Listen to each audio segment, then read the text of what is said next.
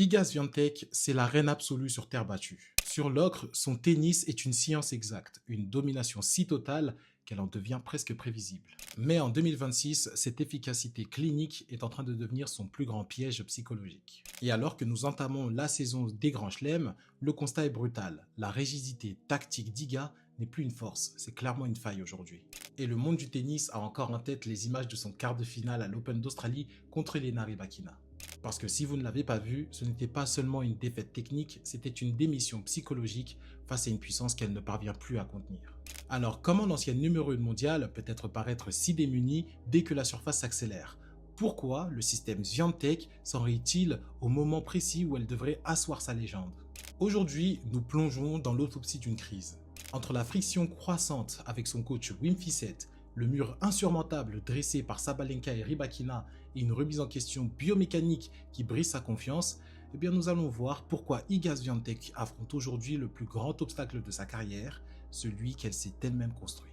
Moi c'est Anne qui vous parle de tennis et aujourd'hui on va dire les termes.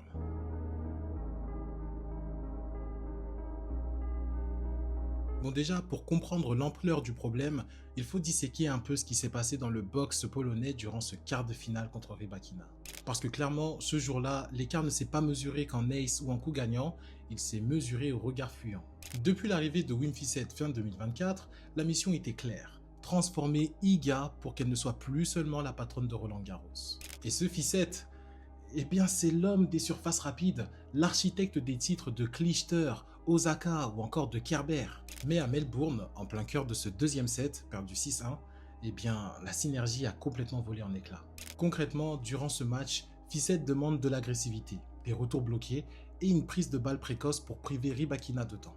Mais Iga, sous la pression suffocante du service adverse, eh bien elle a fait l'inverse. Elle a reculé, elle a tenté de remettre du lift là où il fallait de la percussion. Et vous voyez, c'est ici que naît la polémique, parce que les observateurs, eux, parlent d'une friction de coaching majeure. Iga ne semble plus croire aux directives de Fissette, surtout quand le score se corse. Et pour moi, clairement, ce manque de connexion avec son coach est dangereux, car il fait ressurgir le spectre de la spécialiste de terre battue. En fait, dans la tête d'Iga, une question toxique s'installe. Est-ce que cette nouvelle philosophie de jeu n'est pas en train de détruire mes instincts naturels?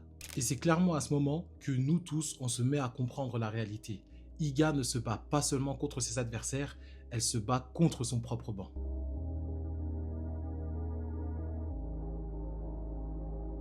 Mais enfin, si aujourd'hui Rybakina est le bourreau technique, eh bien clairement Aryna Sabalenka c'est le poison psychologique.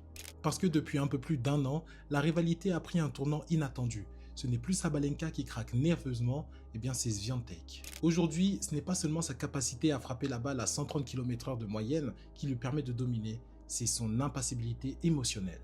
Parce que pendant qu'Iga s'enferme dans une frustration visible dès que son plan A échoue, eh bien Sabalenka, elle, affiche une sérénité de prédatrice. Et à mes yeux, le fossé stratégique est immense. On a Iga qui oscille entre son identité profonde, c'est-à-dire celle qui construit le point avec patience, et les ajustements à plat exigés par le tennis moderne sur dur. Et vous voyez, en fait, ce tiraillement interne crée une hésitation de quelques millisecondes. Et contre Sabalenka, eh bien ces millisecondes sont fatales. On voit clairement aujourd'hui que le poids psychologique est lourd. Iga voit sa plus grande rivale maîtriser exactement la stabilité émotionnelle qu'elle-même peine à retrouver. Et il faut le dire, cette indécision et cette baisse de régime, eh bien c'est une aubaine pour ses concurrentes.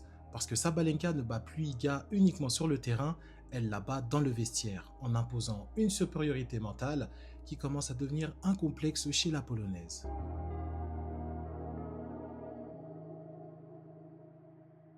Entrons maintenant dans le dossier le plus polémique, la refonte technique imposée par Fissette. Parce que pour contrer le rythme d'une Rybakina, ou même d'une Coco Gauff par exemple, il n'y a pas de secret, il faut raccourcir les gestes. Déjà qu'on se le dise, le coup droit d'Iga est un chef-d'œuvre, mais c'est un chef-d'œuvre qui demande du temps. Sa boucle de préparation est large, idéale pour la terre battue ou la balle ralentie. Mais sur le dur de Melbourne ou de l'US Open, eh bien cette boucle est un point faible. Fissette a donc forgé Iga à raccourcir son backswing. Mais comme vous vous en doutez, le corps résiste. On a même des vidéos d'entraînement qui montrent une Iga frustrée, multipliant les décentrages. Et à Melbourne, sous la pression immense des balles de break, sa mécanique a tout simplement explosé. Elle a commis des fautes directes inhabituelles, non pas par manque d'envie, mais par manque de repères. Et c'est là le cœur du problème. Peut-on changer le moteur d'une Ferrari en pleine course? Parce qu'en modifiant sa structure de frappe, eh bien Fissette a peut-être ouvert une boîte de Pandore. Iga ne fait plus confiance à son coup droit, et quand une joueuse de ce calibre perd son coup signature, eh bien c'est tout l'édifice mental qui s'écroule. Elle se retrouve sans filet de sécurité, forcée de grinder en défense alors que son physique s'épuise sous les coups de boutoir des grosses frappeuses.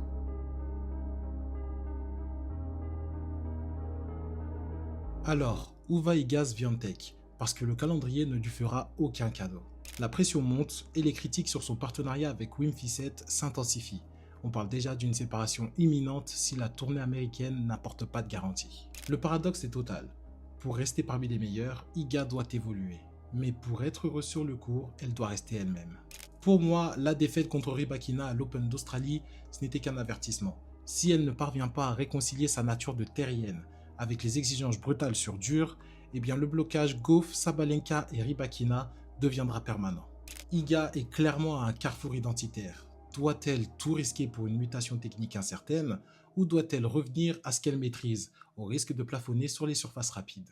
En vrai, les prochains tournois seront le test ultime de sa force de caractère. Elle doit choisir sa voie et elle va devoir le faire très vite avant que ses rivales ne ferment la porte définitivement. Et vous, vous en pensez quoi? Pensez-vous qu'Iga fait fausse route avec ses changements techniques?